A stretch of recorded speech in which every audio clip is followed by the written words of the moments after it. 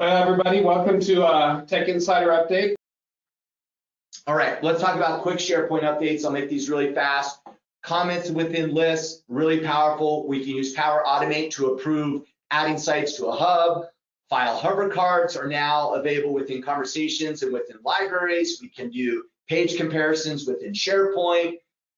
We can move, you can share a file and move it, and the sharing actually is tied now to the file, so those shares don't break. We have new web parts, such as the organizational web part, the calendar views within SharePoint lists. We can publish pages at a future date, and Microsoft has given us some additional header updates within SharePoint as well.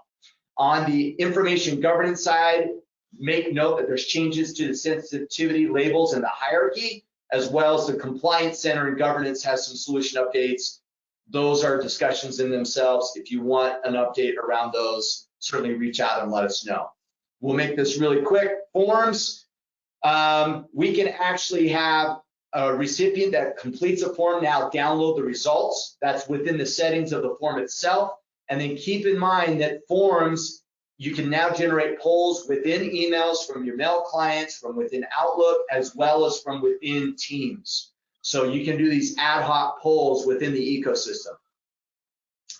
And these are just examples of those two things happening, right? Here's an Exchange email and me generating a poll, and then here's a form or a poll being generated from within the Teams client. And then last thing I mentioned earlier, but we'll just show you a quick screenshot, is we have smart backgrounds within Planner.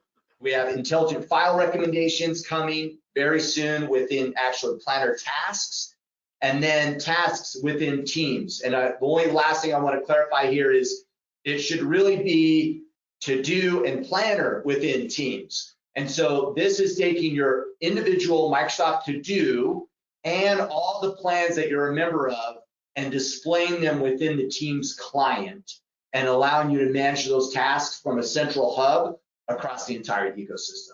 Very cool tool. This is available. It's general release. You can search and find it. So calls to action. The big thing is connect with us for more detail. We can help you guys understand some of these nuances.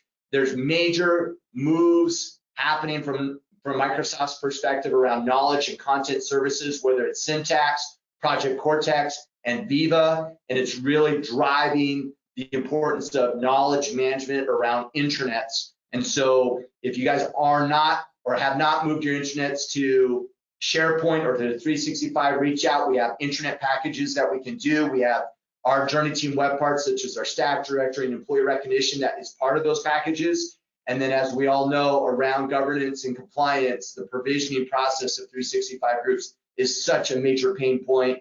And we have been rolling out a group provisioning tool for a few clients. Reach out to us for more information.